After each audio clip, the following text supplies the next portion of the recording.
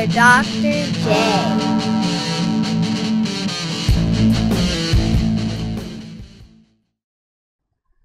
J. So Richard Dawkins, good guy. Great guy. So I think this will be the official start. Okay. We don't need a history of 83. No, we don't. Well, we can do that again. Swear 83. It's named after the year 1983, which was precursor to 1984. Wonderful album by Van Halen. Is that an album by Van Halen? Yeah, 1984. Yeah, that's the one with Jump. Oh. And it came out, and guess what? 1983. Yep. Are they playing off the 1985 title of the book? No, what happened? 84 title. 1984. Oh, come on, Jason. I'm losing my mind. Yeah. Sorry. No, what it is they recorded the album and they got it out like in November or December. And so it came right at the end of 83. I'll double check. 1984. Yeah. But it's called 1984. It's got Jump on it. I haven't heard the album except for Jump. It's good. It's got some other stuff. I think Panama's on it. Yeah, but Eddie Van Halen's a little too busy on the guitar. Yeah, Panama's on it. Okay, I know that one too. It's a busy, I don't know. He could do a lot more with a lot less. I apologize. It came out in January of 84. Oh. So it came out right at the beginning of the year. Well, that makes sense then. Yeah. Hence the title. Yeah.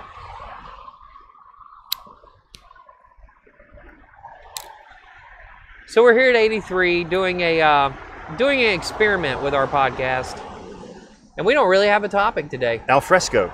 Yeah. This is This is podcast a la carte. Yes. And kind of random. Ooh, I hear locusts. Not locusts. What do you call Cicadas. those? Cicadas. I was telling Jupiter about those the other day. They scare the bejesus out of me, dude. I love them. I'm okay with the sound of them. I'm okay with the sound of them outside. If one gets into my house, I scream like a little girl.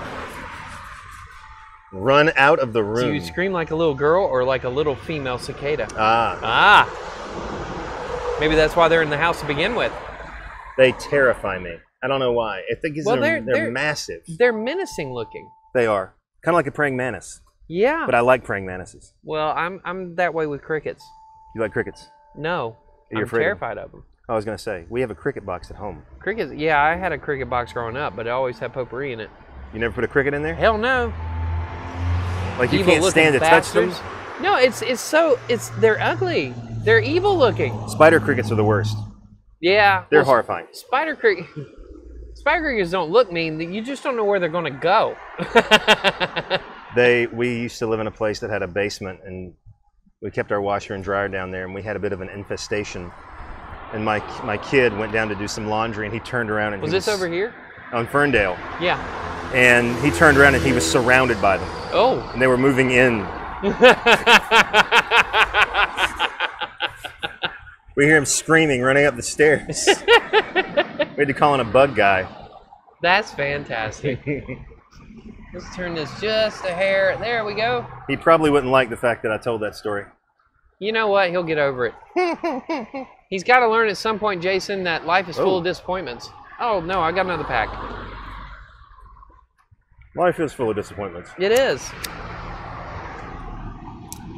So speaking of disappointments, let's talk about marriage. I'm kidding. Well, the podcast just got real. Talking about art imitating life as opposed to life imitating art. No, we won't do that. No, it's actually not a bad conversation. Yeah. Where is marriage going? As an institution, are we seeing the end of it? You have a very dystopic outlook towards it. For the moment. I think what's happening is I'm going to call it, and I'm inventing this term right now, natural selection of Puritanism. Because I think what Gen Z is doing is seeing all the frivolousness and all the problems in random dating and random sex partners partners, and they're realizing it's not worth it emotionally. And I think what's going to happen is that their marriages are going to be more meaningful. What should have happened with our generation is going to happen with them. Well, we came out of we were unfortunately disillusioned by the entire enterprise, and it tainted us when we got married. I think we were cynical even when we got married.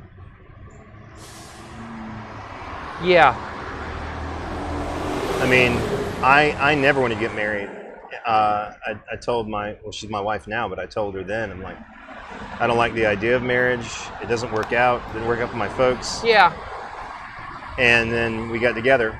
Well, with me, like my mom's one divorce came before I was even born. So I wasn't, my problem growing up was I watched my mother be widowed twice. But this husband, she's been with for 30 years. Oh my Lord. Yeah. He's a keeper. This is the longest marriage. Yeah, this is the longest marriage ever. So, well, for her. Because she was married to my dad for 9 years. Before he passed away. Before he passed. She was married to Lane for 2 before he passed. So, and then her first husband, Frank, I think they were married for 4. Yeah, see, I didn't have that experience. My dad left my mom 3 times, and they never divorced. Ever. They just couldn't live together. My wife's parents got married, had 2 sons, got divorced, got married again, had her, and got divorced. Well, they obviously realized they weren't done. To get married twice is one thing. To get married twice to the same person. You have to ask yourself, why am I doing this again? Yeah, and that's something you and I were talking about. I don't know. Maybe it was yesterday, maybe it was today. I can't remember. Everything's a blur this week. But you don't necessarily, at least I don't have the urge to go back. Because I realized, and that was something that was a hard reality I had to come to with Jenny, was even if I were to finally see her again and talk to her again, she would not be the same person, and I'm not the same person that we were 20 years. It's been 20 years. It's been more than 20 years. It's been 24 years. And I think Gen Z is going to be in a better position because they're going to marry later. They're going to have relationships later after they've already grown up and become who they're going to be. We, on the other hand, we're getting married in our 20s. Yeah. When we're still growing up. I was 23. I was 28. And it was a good marriage. But I was young and still becoming who I was going to become. Whereas I think there are a lot of factors in why they're going to have to wait to get married later and later. And a part of it is they're going to have to go to school for a lot longer.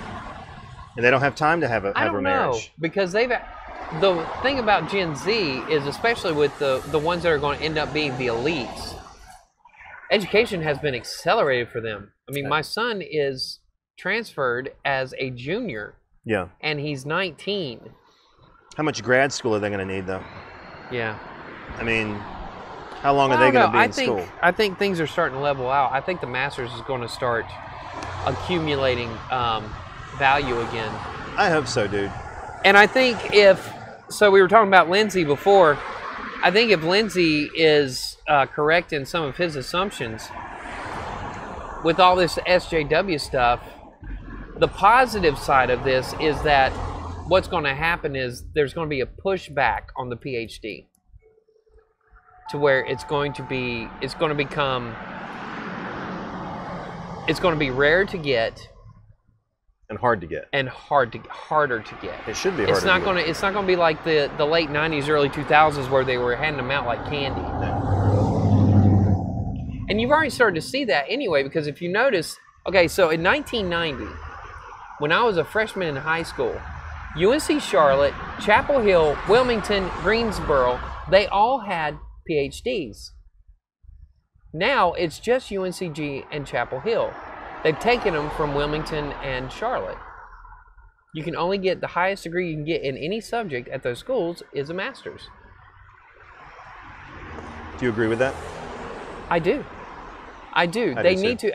When I graduated, I graduated 10 years ago with my master's. And even then, we saw the writing on the wall. There's too many PhDs. See, I got mine in 2011. Yeah. So the numbers were already starting to decline. Mm-hmm. That's because the universities, the systems started relegating it. Yeah. Well, or regulating it. There was an article in, I don't know if it was Higher Ed or an MLA. I think it was MLA. Where they said, and this is a horrifying statistic in modern languages. Yeah. Half of all PhDs. This was in 2010 or 11.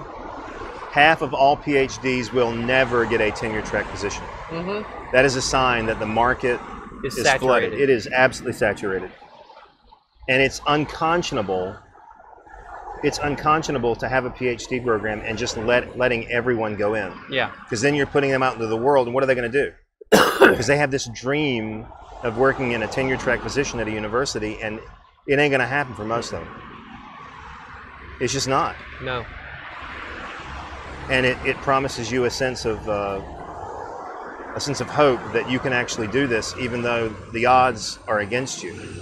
But the good thing about the master's is that it still has utility outside of academia. Yes.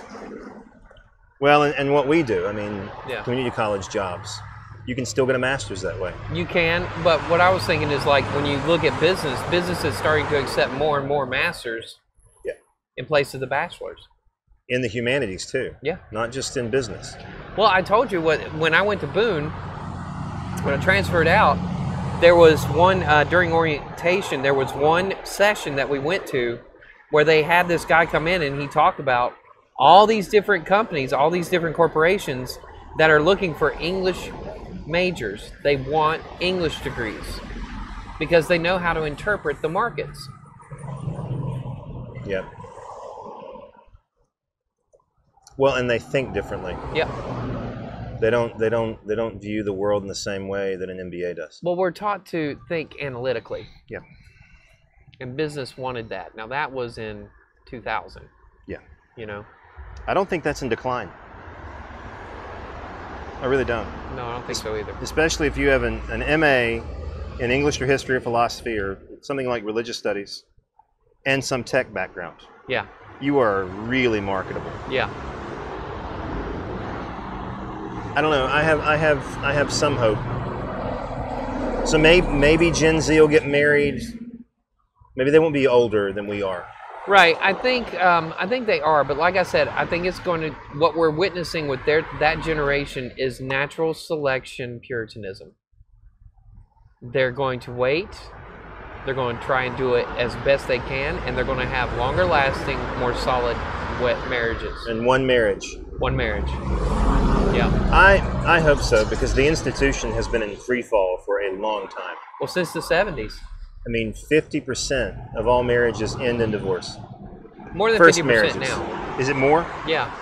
It's gone up. I think my therapist said that second marriages, the odds are even lower of survival. Yeah.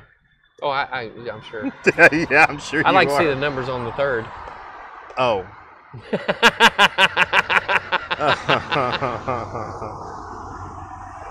I don't know.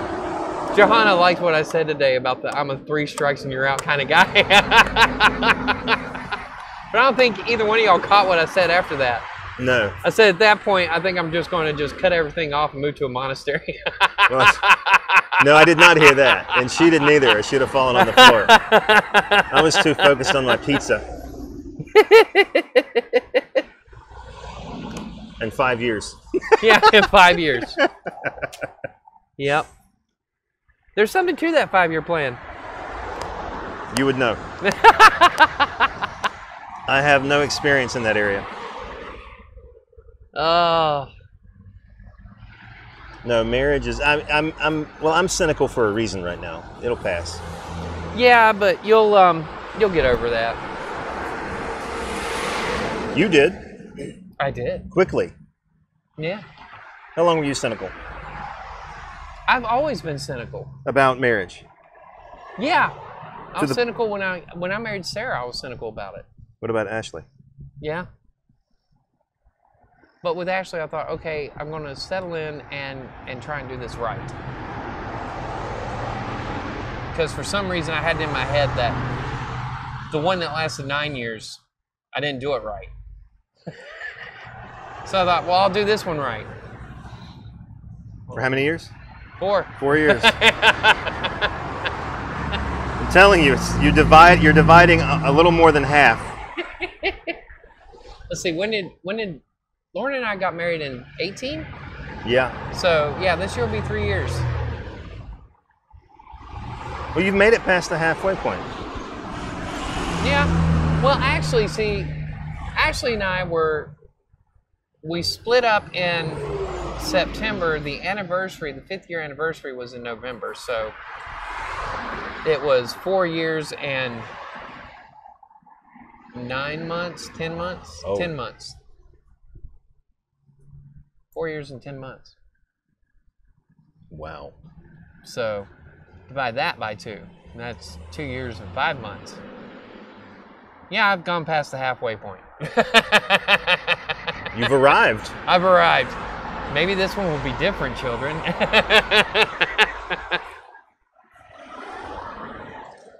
Yeah, I don't know. I mean, My dad wrote a great journal once.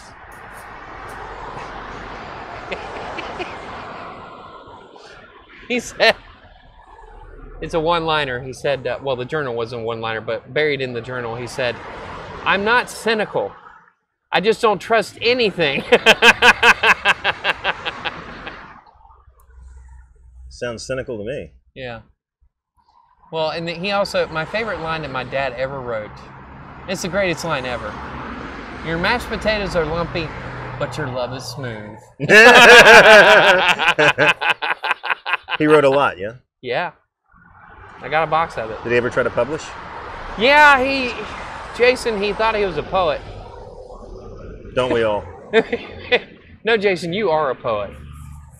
He thought he was a poet. He couldn't write poetry? No, his prose was amazing, though. I love reading his prose.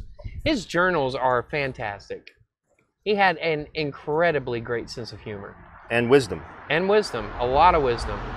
But his poetry, every time I go to read his poetry, I'm just like, oh, Dad. What were you trying to do? Maybe he didn't read the right My books. mom swears that he didn't do drugs, but I swear to God, Jason, some of that poetry is out there, man. Were there dragons? No, there weren't any dragons. We hadn't reached that point in poetry yet. That's when the chat rooms come along, man. Or poetry about Satan? No, his poetry. Oh, that kid was amazing. Oh, Jesus. He hands that to me. He's like, here's some of my poetry. I gave it back to him. I was like, these are song lyrics. Don't ever try and fool me again, you little bastard. He had a nickname, too. But then, well, here's the thing. Like, I think he was trying to, like, shock me or whatever. I said, look, you ever read Paradise Lost? He was like, no. I said, you need to read it because what you're trying to do is create this whole narrative and you're missing a lot of the story. I said, fill it in. Yep. Concept albums. Yeah. So. For his black metal. Yeah. Well, I said the same thing to him. I told him this isn't poetry. These are song lyrics. Mm-hmm. And you need more imagery if you want it to be poetry. Mm-hmm. Well, I told him there's holes in the narrative. You're missing a lot of the story, man. Did he fix it? I don't know. Ask me if I care. I think he disappeared. Yeah, he did. Maybe Satan came to collect. So, he took him home. Yeah, that's it. He took him home. Come on, little boy. Oh my God. So, yeah. But no, his poetry, my dad's poetry was very sappy. You write poetry for your mom? Yeah. Oh, that's sweet. He did. That's nice. And it's not good, Jason. It's not good. She probably loved it though. She did. But my mother, it was so cute. Growing up, my mother always said, I'm just not into poetry. And then as I got older and I read his stuff, I was like, I know why. You think he knew he was bad? I don't know. But like I said, his prose is amazing.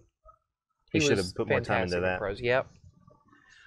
But at heart, he was not a writer, he was an artist. That was his true passion. Like That's painting? Yeah, he was really good at that. Half the paintings in my house are his. I did not know that. Yeah. I'll be damned. Yeah, when a woman gets involved with Mr. Barber, she gets an art gallery. Yeah. And it's good stuff. Yeah.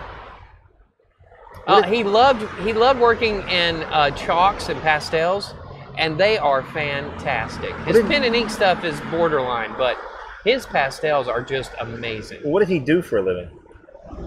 My father had been promoted to the head of facilities for the Southeast Division of AMP. There's no In art other in words, that. he was the in today's terms, he was the plant manager for the entire Southeast Division of AMP Incorporated. He had worked his way up to that. But he died. He got no chance to use his art there though. No. No, he was a logistics guy.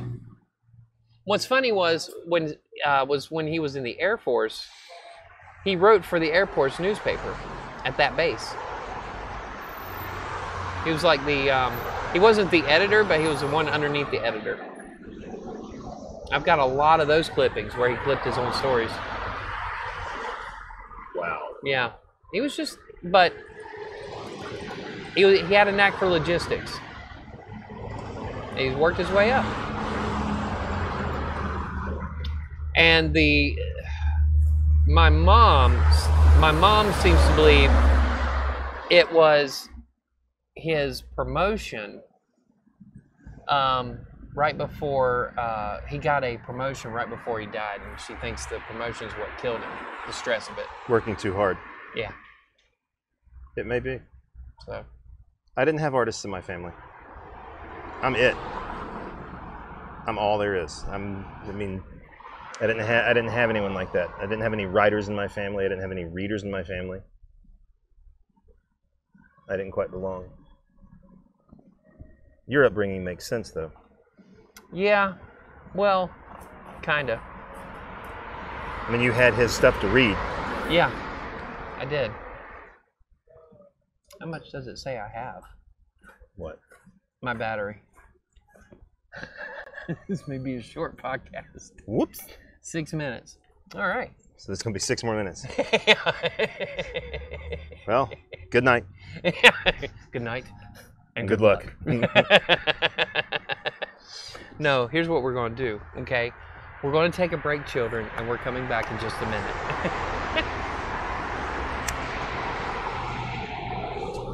He gives me something else to think about. Right. Oh, wait. There we go. Okay, we're back, children. Hi.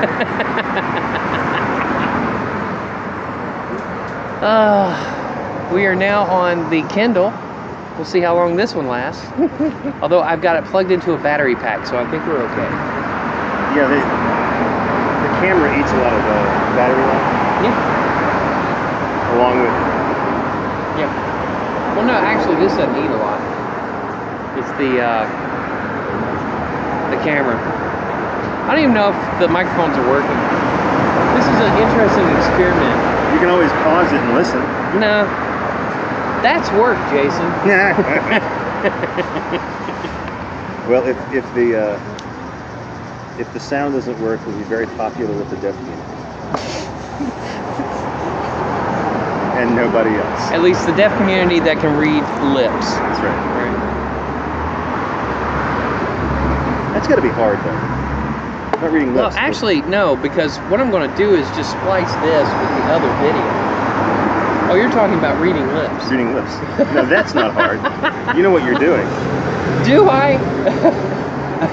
Jason, My #1 video last week had 33 views. It's more than you had before. Yes, it is. And these are people you don't know. I've tripled. Yes. All because the title is John Oliver Pissed Me Off. Did they leave any comments? No. Pity. Not yet. Because I think they watched like 10 seconds. I was like, this is stupid.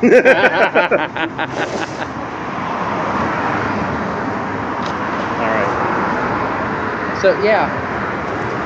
Where were we? I have no idea. We were talking about my dad. We're done with that. Yeah. We were talking about marriage before that. Yeah. We're done with that. We're done with that. To quote Robin Williams, how about that Babylonian Tupperware? I was watching something the other day, and they were talking about, no, I was reading, that's what it was. I was reading, it's like, the problem with civilizations is that the great ones collapse from the inside because of their greatness. And I didn't understand what they were trying to talk about. They're like, what they were trying to say. And they used Rome as an example. They were like, Rome was so great, it was going to fall apart. That doesn't make any damn sense. Where did you find this shit? It was in the Atlantic. Maybe they've got a good reason. I tried to find it. I don't know. I think what they were trying to say was like, you know, those civilizations become complacent. They do. And corruption from the inside. But the statement was just so. And Rome did. And Rome decided to assimilate Germanic peoples into their army and train them how to fight. And then these Germanic peoples apparently decided, hey, we know how to do this now. Yeah. Time to die. I think that's true. The Visigoths are at the gate. We'll let them in. Too late. They're already here. Python, wasn't it? We'll let them in.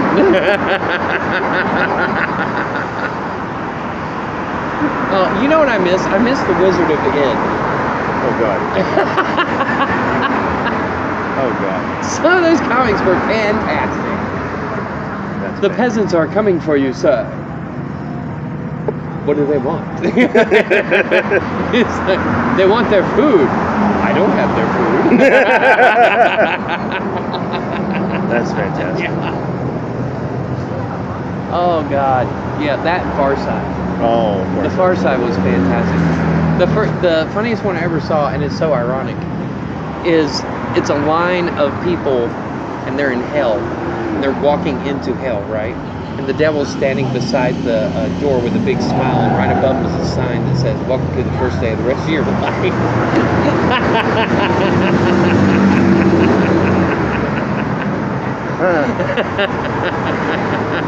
They were disturbing. They were. Or there was, I think it's Far Side. There was the tree horror house, and there's like, you know, this wall. And these two little trees standing on one side of the wall, and there's a curtain, and it's like, go on in. There's nothing there. There's nothing to be afraid of in there. And on the other side is this huge saw blade.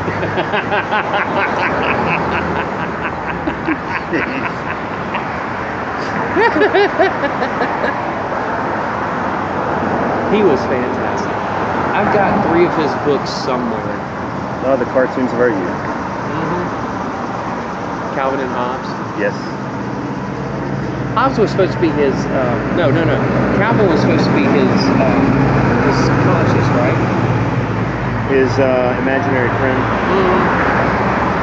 But he's also supposed to be like his. Yeah. Consciousness, right? Yeah. It's amazing our generation isn't more screwed up given some of the stuff we saw. Well, no, I think that helped ground us. Oh yeah. That's probably true. So, I mean, unlike the boomers who had Peanuts, I'm not saying anything's wrong with Peanuts or Family Circle. What was the movie where the guy is sitting there complaining about the Family Circle? I don't remember. But Peanuts is good because Peanuts prepares you for a life of failure. Okay. No, it does. I'll give you an example. Lucy, Charlie, and the football. Every time she tells him he's going to be able to kick it this time, and every time she takes it away. It out, yeah. I think that prepared a lot of people for a life of disappointment.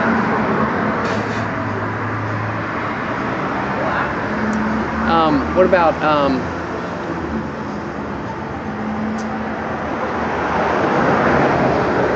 yeah, I'm trying to remember what movie it was. But he's sitting there and he's complaining about it. He's sitting there saying, you know, like, why does the family circle still exist? It's just sitting there in the bottom of the corner of the page, waiting to suck every day. That's really dark. Yeah, I can't remember who it was. It's some kind of movie. One of the movies. Man, I don't know. I'm at a loss. I know the line. I don't know the film. Yeah. I want to say it's one of the Kevin Smith movies, but I'm not even 100% sure on that. And there's a man of our generation. Yeah. And those movies. Oh yeah. Well, I played the Mallrats soundtrack for Ezra the other day, and he said, "I've got to see this movie," because you know, interspersed in between the songs are lines from the movie. Oh, it's fantastic. It is. It and Clerks. Yeah. When he looks at her, it's just 37.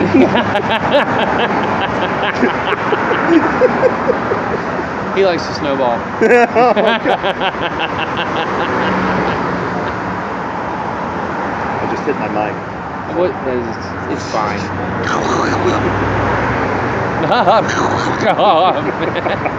It'll be something existential like, well, what I found is the meaning of life is... Oh, really? That's fascinating.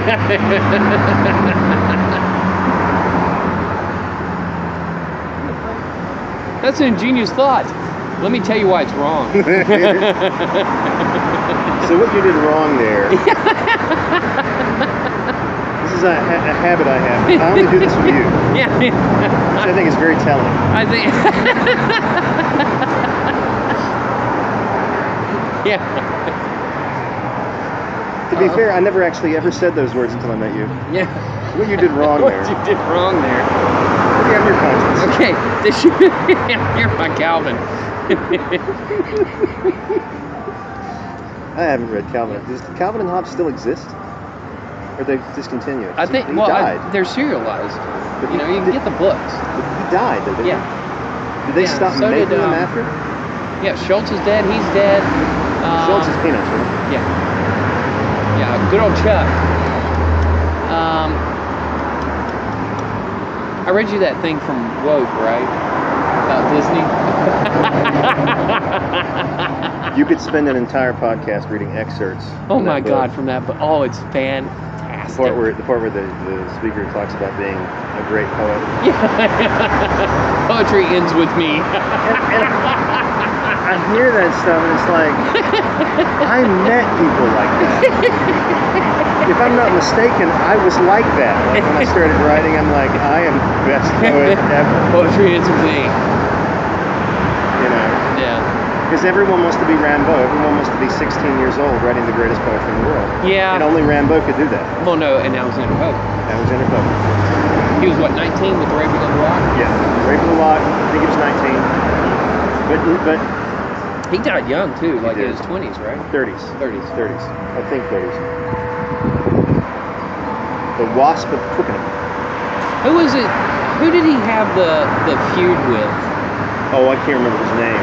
No, it was a woman. Woman of a woman. Well, he also wrote the Dunciad about another poet, and it's really, really nasty. I mean, it's bitter, it's vitriol, and he was also a Catholic, which made him even angrier. Right. Because Catholics were treated like absolute shit. Well, never mind. I'm not going to say that. They couldn't go to school with other kids. They had to go to school with other Catholics. They didn't have any chance of getting into the civil service. They were locked out of all sorts of things in the UK because of the fact they were Catholic. Right. But no, I think every poet goes through that phase of I'm the greatest thing ever, and then you find out actually it's Shakespeare. Don't bother. Yeah. Just write some stuff and see what happens.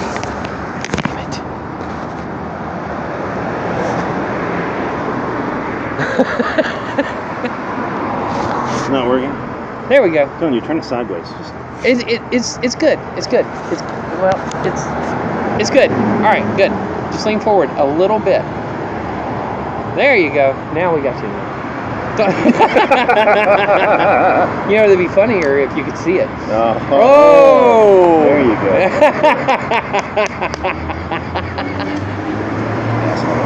And let me explain something to you. I'm the only one who can get away with that. Yeah, I don't take kindly to new people making jokes about it. It's like, we don't have that kind of friendship yet.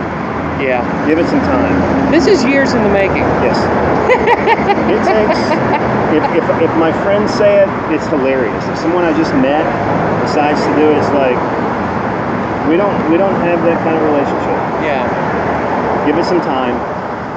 You know, I don't make fun of the fact you're stupid. You just make fun of the fact I can't see. What's the Winston Churchill quote? He's at a party, and he's drunk, and a woman says, "Sir, you're drunk," and he said, "Yes, and you're ugly. Tomorrow, I'll be sober."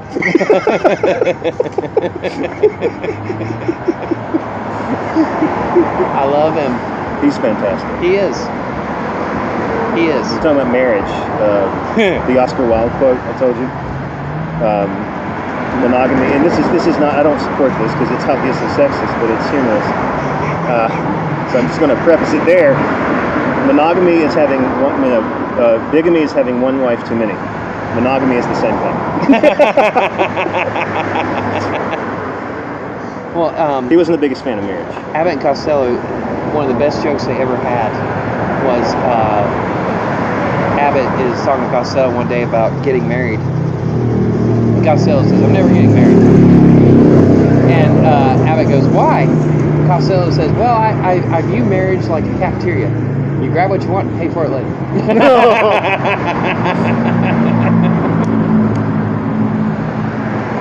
And Abbott goes, "Oh, Lou, that's not right." Were they the ones who did Who's on First? Yes. The best comedy hands skit down, ever. Ever. Who's on first? That's what I want to know. Yep. Who? The guy who's on first. Who? The guy on first base. Well, and them and everything Groucho Marx ever touched. Yeah. He might have been the best comedian of all time. I feel crazy. Research a little further and you might feel some nuts. Yeah. What is it? What, if I could walk that way, I wouldn't need the talcum powder. It hurts when I do this. Don't do that. Oh my God. That's what we don't have anymore. Yeah, we don't have that anymore. Well, we've become, as a culture, we've become so cynical that that kind of humor's gone. It is. That and comedy says things that woke culture won't allow. Yeah. Can you imagine, what's his name? One of the greatest comedians of all time. Richard Pryor? No, he would never make it. Yeah. Well, neither would Lenny Bruce. Neither would Lenny Bruce, but there's somebody else, and I can't remember his name. Is it the seven words you can't say on TV? Oh, Carlin. George Carlin would be canceled. Yeah, but he would be ferociously going after them. No, and I'm waiting for David Chappelle to turn on. It's going to happen. Because he's too smart not to. The problem with woke culture, now we've got a conversation. Yeah. The problem with woke culture is that they have no sense of humor. They can't laugh at themselves. And a comedian's job is to make you laugh at your own foibles. Yeah. And to make you think about the world in a different way. And if they would get their head out of their ass, they would realize that's all the comedians are trying to do. Yeah. Comedians aren't racist, they're not sexist. Most of them are fairly leftist. Yeah. George Carlin certainly was. He was as left as you get. He was. And he was an atheist. That's why talking about Kevin Smith movies, Dogma. Oh, that movie. Yeah. And again, that movie would get us in trouble now. Yeah. You couldn't make that. The Bloody Christ. Oh, God. The number of films that you couldn't make now. The number of comedians who would be canceled, including Carly. Dave Chappelle is going to have a second flowering as a result of this movement. Yeah. He's going to come back. Well, the thing is, I'm waiting for him to flip it on him. He will. Yeah, he will. Like I said, he's too smart not to. And I hate that Key and Peele are off the air because they would be the same way. They would flip it. They would. They would. I mean, and it's you watch those skits and you laugh as a white person, and you stop and you ask yourself, is this okay that I find this hilarious? Yeah. I mean, is that okay? And that's not something you would think about 20 years ago. You would just laugh. But now it's like, should I be laughing at this? Oh, that's Eddie Murphy. No way. Chris Rock. Well, the sad thing is Rock has gone over to them. I didn't know that. Yeah. Does he still do inappropriate humor? Yeah, but it's in a woke manner. See, that's why I'm saying Dave Chappelle's going to be key, and he's going to have to turn on him. And he will. It's in his nature. He's too fucking smart to know that this is bad stuff. He knows. Yeah. He's got to. This isn't Ellen DeGeneres we're talking about. No. I look back at the Chappelle show and wonder how woke culture would respond to it if it were on now. Yeah. The Wayne Brady episode, which is the best Chappelle episode ever. Is Wayne Brady going to choke a bitch? That would never. Bitches honestly. Dave bitches. Yeah. It would be canceled tomorrow. Oh yeah. So that's why I say, or the Prince skit. So when you shut down the comedians, you stifle an important voice of social commentary, and that's the problem. Is that we're seeing intelligent people who are challenging the narrative being shut down because they don't agree. Yeah. When all they want is to have a conversation, like Peter Boghossian. You know, all we need is a conversation, like Dawkins tries to have with believers. Yeah. An honest, respectful conversation. Nobody attacks anybody else. You talk, and you make it an honest debate, and you provide as much evidence as you can. Problem is they can't have that conversation because they know the evidence does not back them up.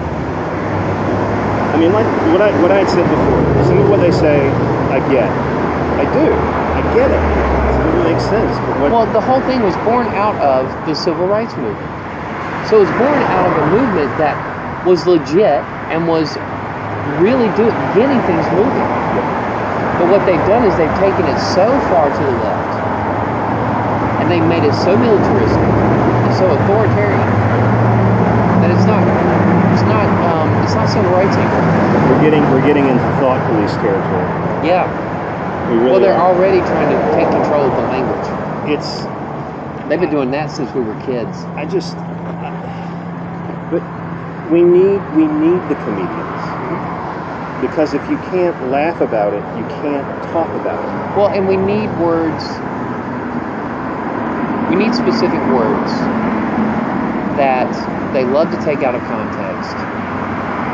And I actually wrote an article about this on the blog about the word retarded, right? And about how when I was a kid, when you saw something that was just stupid, you said that. You said that. We knew special needs people were to be cared for. We knew that we were not supposed to demean them. We knew that we were supposed to help them. We knew that we were supposed to do what we can to make them equal. That was baked into us. It was all over Mr. Rogers. It was all over Sesame Street. We were programmed from the beginning for that. But we used that word in different contexts until they decided you just can't do it anymore. You can't do that. You cannot regulate how people express themselves. Well, but now we are. Yeah. Now we are. It's the lack again, I can get behind a lot of what they say, but I can't get behind the methodology. Yeah. Because the methodology will not allow for a difference of opinion and for a conversation with those who disagree. Yeah. And when you shut down those avenues, you're creating something extraordinarily dangerous. Yeah. And that's where we are. And that's why I wish George Carlin were alive today, because I know what he would do. He'd go after them. He would go after them, and he would win. He would win. Because whenever people are canceled, they try to find a way to get back in the public eye. Someone like Carlin would actually encourage them to cancel. Look at what CK did. He was, before COVID hit, he was slowly starting to tour again. He was doing smaller venues, but he was going back out there trying to rebuild. Well, he apologized. He said, did. I made a mistake. And the thing, and this is something that keeps coming up over and over, when these people are caught doing something horrible, where's the line? At what point is it, okay, you've paid your dues and forget it, you're done forever? Like, a lot of people don't realize this. After Don Imus got canceled, he still had a lucrative career in radio. He just wasn't on the national market. Well, and he also apologized. Yes, he did. They all apologized. But we don't, and that's the other thing I think that's gotten us in some trouble, is that there's no sense of forgiveness.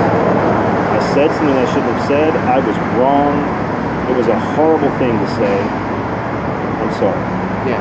And at that point you say, we're all good. Let's move on. You don't cancel the person. You say, let's just avoid the mistake. Don't do it again. Yeah. And we'll move on. But those days are over. There was no cancel culture when we were kids. People said stupid stuff. They apologized. We said, okay. Well, the cancel culture was there. It wasn't this extreme. No. And one of the things Crystal Ball keeps harping on, well, especially when cancel culture was really starting to ramp up, she kept doing the whataboutism, right? But I kept, and I've already said this before, when we look at the biggest example from our period, from our childhood, was The Last Temptation of Christ, where they did everything they could to cancel that movie, and it backfired tremendously. Even though the movie is in support of Christianity. Yes, it is. It's actually one of the most ingenious stories ever, but it backfired. But then you look at, you get into the mid to late 90s and you start to see visions of what we're in now with the Don Imus scandal, with those movies. You remember when Gary Hart was busted? Oh. You remember that? Forgot about that. Yeah. That was cancel culture. Because he had an affair. And again. Look at John Edwards. Yeah. Say, I made a big mistake. Yeah. I'm sorry. Now, John Edwards, okay, so Gary Hart happens before Clinton. John Edwards happens after Clinton. They both reap the same consequences. Clinton didn't reap any He consequences. got away with it. Slick with it. Yeah. Well, he was also a part of that political alignment, so Yeah. he was given a free pass. Yes. Well, I say that, but so was John Edwards was a Democrat.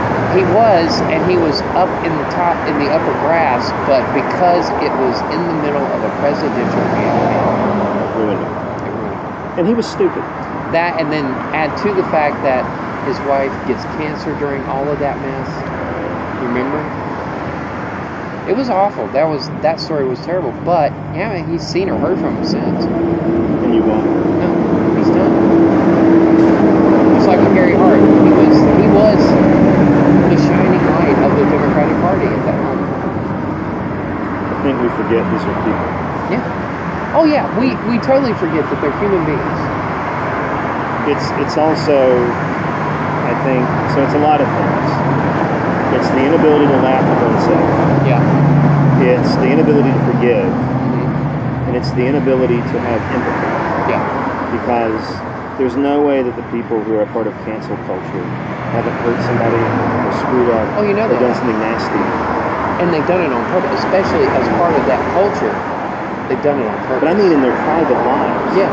Doing something so heinous to another human being. Mhm. You broke someone, and now you have the nerve Yeah. to cancel somebody for doing what you did. That I have a problem with. So it's not it being unable to laugh at yourself, which is why comedians are in trouble. A lack of forgiveness and no empathy. Yeah. I agree. Describing a sociopath. Yeah. That's where we are. I may actually start following Dave Chappelle on Twitter. Just to see what happens. Just to see what happens, to see what he says, look at some of the comments and how he responds to these people. You know, I have been off Twitter and Facebook for 9 months now. You look very happy. You look thin. Do I have I lost some of that that cynical rage? A lot of the resentment just dropped off. It no longer makes your ass look good. Well, thank you.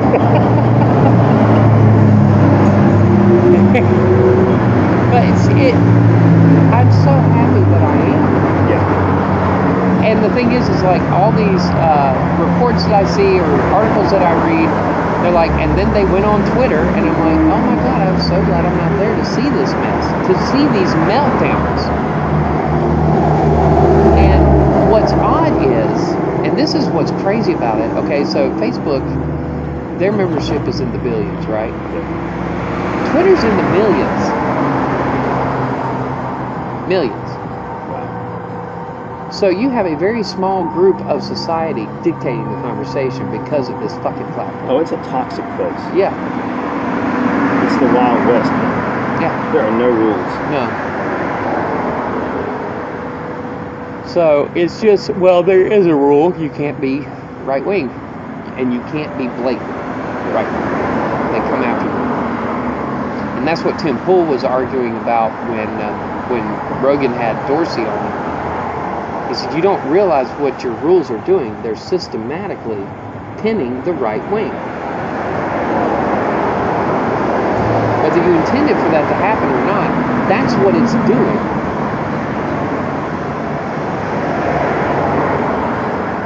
Well, and it galvanizes the right wing, too. Yep. Oh, yeah. Because now they can go before the Senate, or they can have Jim Jordan stand up in the House and scream that, Silicon Valley's coming for the Republican Party. They're trying to censor us on Google. They don't understand technology. That's the problem I have with Congress. No. They understand. They're trying to see if the American public understands. And they don't. They don't. The majority of them don't. They don't get it. And I mentioned this in one of the short files I did a long time ago. The reason why so much of the right-wing stuff gets taken down is because it's conspiracy. There's nothing to it. It's all made up. Yeah. But having said that, in light of recent events, they are letting the SJWs get away with murder when it comes to that shit. I think, and we talked about Alex Jones last week. Yeah. And I had said that, and I still believe it, let him say as much as he wants on any platform he wants. And that is the best advertisement against him. Not you can say bad things about him all you want, but all you really have to say is, watch this. This guy just said that the water is turning the frogs gay. Watch this video and tell me what you think. Yeah. And most Americans are going to look at him like, are you serious? You know what was funny about that moment? We were sitting right here, and there were two co-eds sitting behind you, and you were like raging about it. Just now? No. Oh, last time? No, last time. Did they look at me like that last Oh yeah. time? Oh, it was beautiful. It was a thing of beauty. They're like, oh my God. Now I'm embarrassed. No, don't be, because it was great. It was one. There goes that Kona. Goodbye. No, go ahead. See, that's a true friend, people. He asked if he could have a cigarette. I'm not a smoker, but I play one on TV.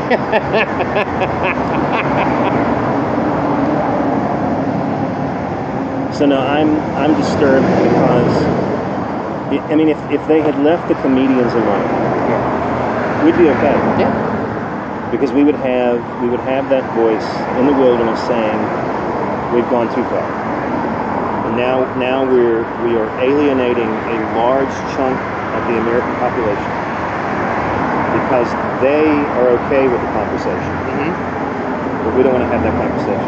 It seems to me that you would want to convince other people of the righteousness of your cause. You don't do it by canceling people. You do it by having a conversation. Yep. So I mean, I keep saying it, but there's a lot of what they say I get it.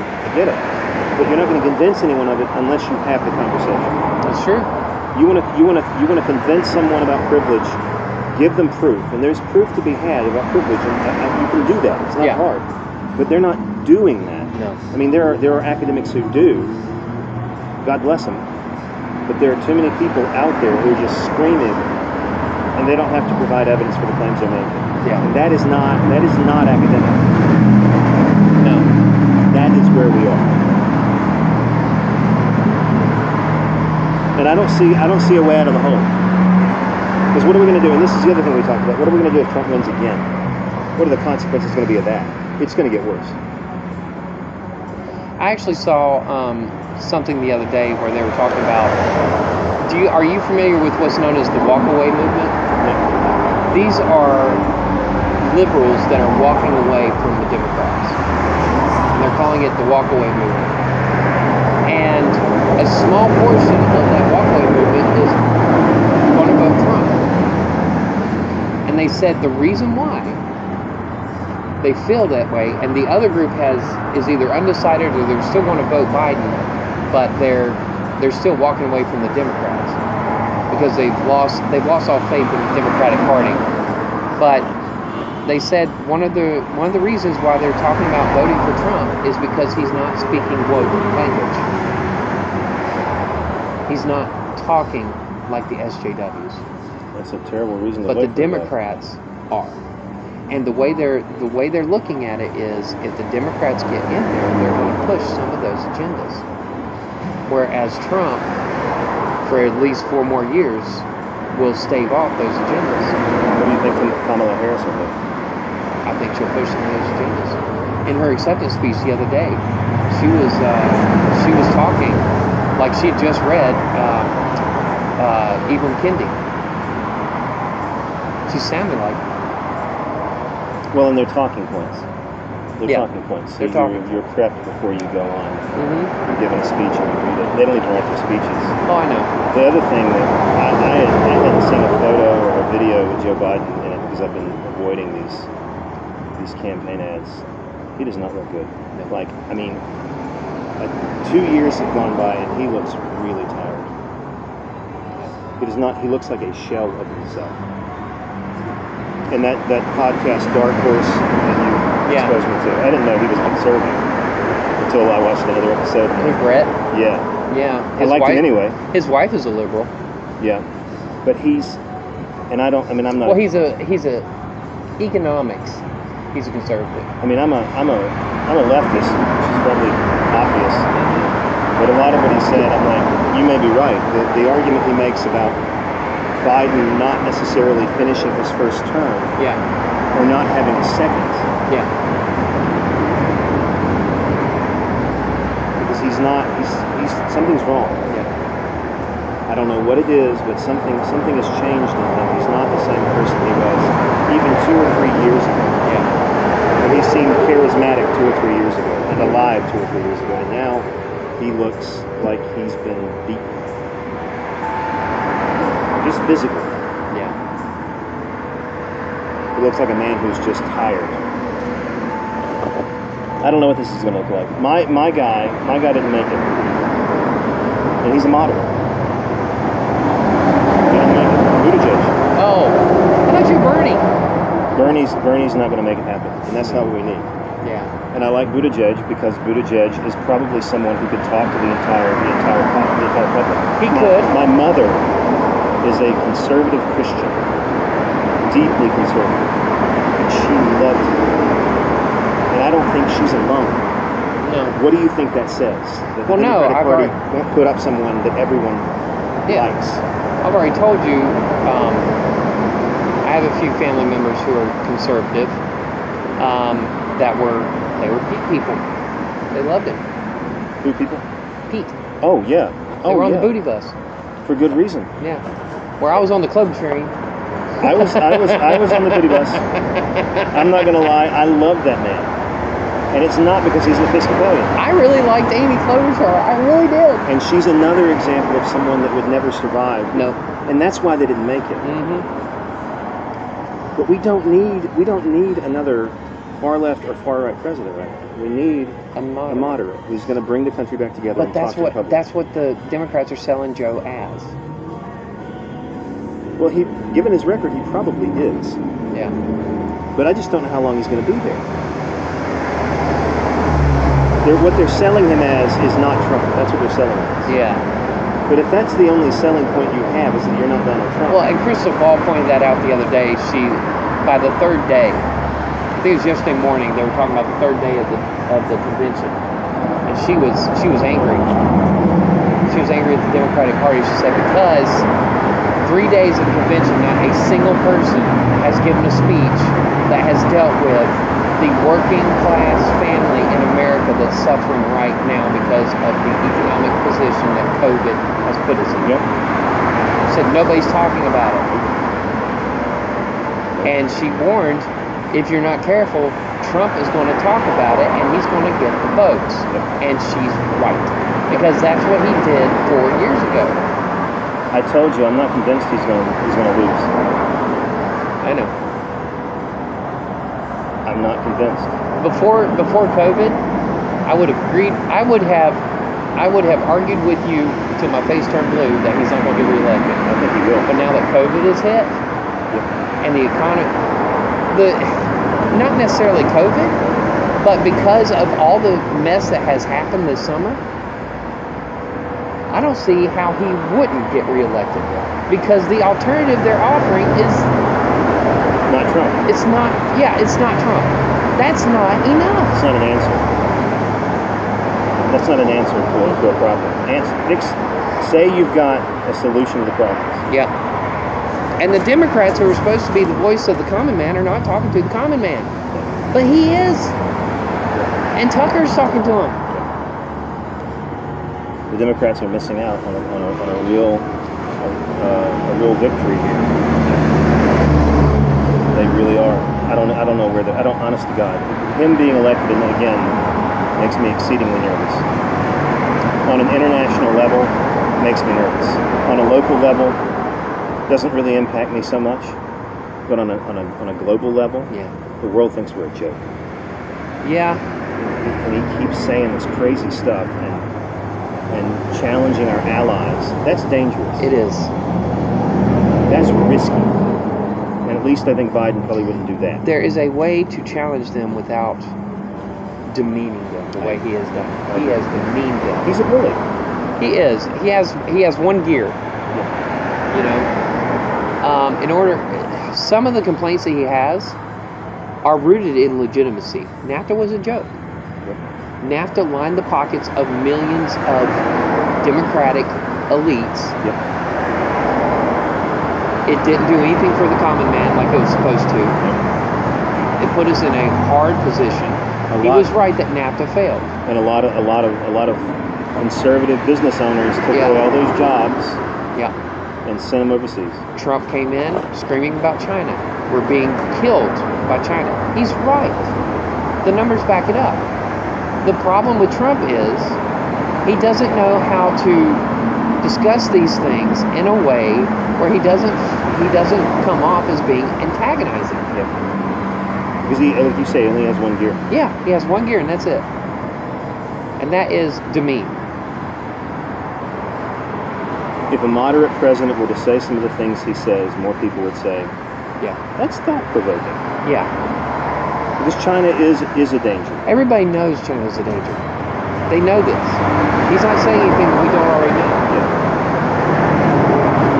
Everybody knows that NAFTA was horrible. It was a terrible, bad deal. Thanks, and Willie. Thanks, Willie. Thanks, Bill. The Pacific thing, the Pacific trade thing, that was going to be bad. Now, pulling us out of the Paris Accord, that was a mistake. Stupid. That's a good thing.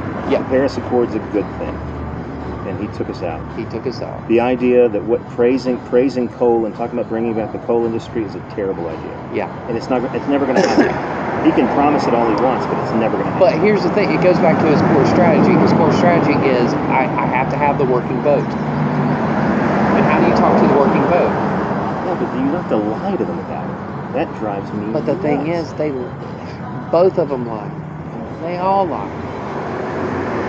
But and the sad thing is that the majority of Americans know they're lying and they don't vote. That's why we need a moderate who will tell the truth. Say, we have problems. Let's find a way to work with the other side and fix them. Compromise. We need Kennedy. Yeah. The beauty of Kennedy's inaugural speech is the section that we've all heard. We always hear the first line. Ask not what your country can do for you. Ask what you can do for your country. What we don't hear is the second line. And world, ask not what America will do for you. Ask what we can do together. He calls on an international coalition, but at the same time he's telling the people of America, you have to chip in too. That is the most unifying thing that any president has done in 70 years. Since FDR. Yeah. I don't know. He had the ability to bring people together. He did. And by saying you have to help, he empowered people. Yes. Now, people feel like they have no power. Yeah. And politicians aren't really giving them any sense that they do. And that's scary. This is only going to work on a grassroots level. Yeah. The best campaigns start there. They do. But no, Kennedy and FDR. FDR brought an entire country together. And Eisenhower. Was it Eisenhower who built the interstates? Yeah. He was a genius. Truman. We've had a few, but we haven't had one in a long time. Not since Nixon. Well, Nixon was the first of. Well, Johnson's curious. Johnson's weird. Johnson's weird. Isn't Johnson the one who came up with the idea of the Great Society? Yeah. Signs the Civil Rights Act into law. Yeah. That, by the way, the Kennedys started. Yes, it did. And Johnson worked with them when they were starting that. And so after Kennedy died, Johnson put a rocket on it to get it through as quickly as possible. But Bobby didn't trust him, okay? It wasn't until later. I didn't know that. Yeah, it was Bobby Kennedy? Bobby Kennedy, during the early 60s, he didn't trust him. Why? But he just didn't. He thought that it was going to be... He didn't trust him because it wasn't because he was black. He was nervous about... They could have changed the world, and they failed to do it. I think through serendipity, it cut off while we were talking about that. Are you serious? I'm serious. It cut off before or after? Before. Do you know when? No. I just looked over and it was done. Well, no, we're still going. Oh. I restarted it so we can say goodbye. Oh, okay. Yeah. I'm Walter Cronkite. All right, children. We're going to cut it off now because, it's been a fun experiment. I know what to do now. I've learned from my mistakes. So I'm going to make sure that we have everything we need for sure next time. So and no plosives. No plosives. Yeah, no plosives. All right. Till next time, I'm the barber. That's Dr. J. Make it a great day.